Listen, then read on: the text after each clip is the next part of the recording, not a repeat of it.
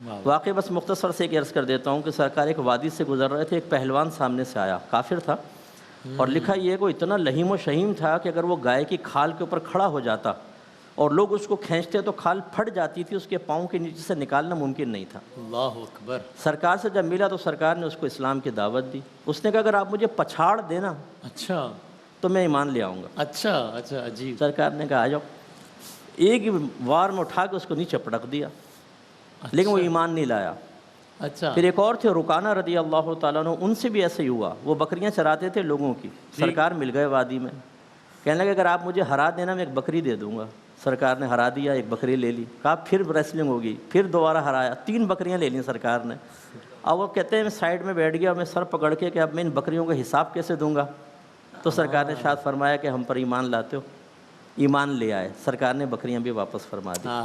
سمجھانے کا مقصد یہ ہے کہ بعض اوقات جیسا سامنے والا ہوتا ہے نا، اسی کے طرز پر تبلیغ دین کریں تو بہت بیسٹ ہے۔ واہ واہ واہ۔ تو میں آپ کو یہ تو نہیں کہوں گا کہ انڈرٹیکر کو اسلام کی دعوت دیتے ہوئے چیلنج دے دیجیے گا، ورنہ پھر وسیم بادامی ختم فنا ہو جائے گا۔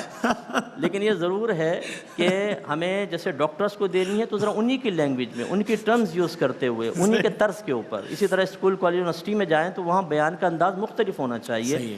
ہر جگہ ممبر نہیں چلتا ہے، ہر جگہ روڈ کے بیانات نہیں چلتے ہیں۔ آپ کو لوگوں کی ذہنی سطح کے مطابق، ان کی کیفیات، ان کی طبیعتوں کے مطابق تبلیغ کرنی ہوگی اور کامیابی ہوگی۔ ضمناً بس ایک بات عرض کرتا ہوں کہ نبی کریم صلی اللہ علیہ وسلم کو 40 مردوں کی طاقت حاصل تھی، اور وہ 40 مرد جنتی تھے، اور ایک جنتی مرد کی طاقت دنیاوی 100 مردوں کے برابر ہے۔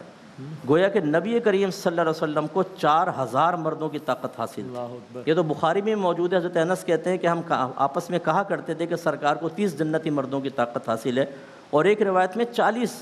اس کا مطلب آپ غور کریں کہ اگر مشیت الہی درمیان میں نہ ہوتی تو یہ نبی کریم صلی اللہ علیہ وسلم کے لیے جہاد وغیرہ صحابہ کو یوز کرنا کوئی پرابلم نہیں تھا۔ 1000 کا لشکر جرار تھا نا، 4000 مردوں کی طاقت والا چٹان اٹھا کے یوں پھینکتا تو ہوا میں اڑ جاتے سارے کے سارے۔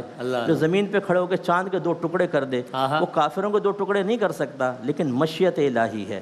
جیسے حضرت نے فرمایا تھا نا کہ پہچانے نبی کریم صلی اللہ علیہ وسلم کو، ان کو اپنی مثل بشر نہ سمجھیں۔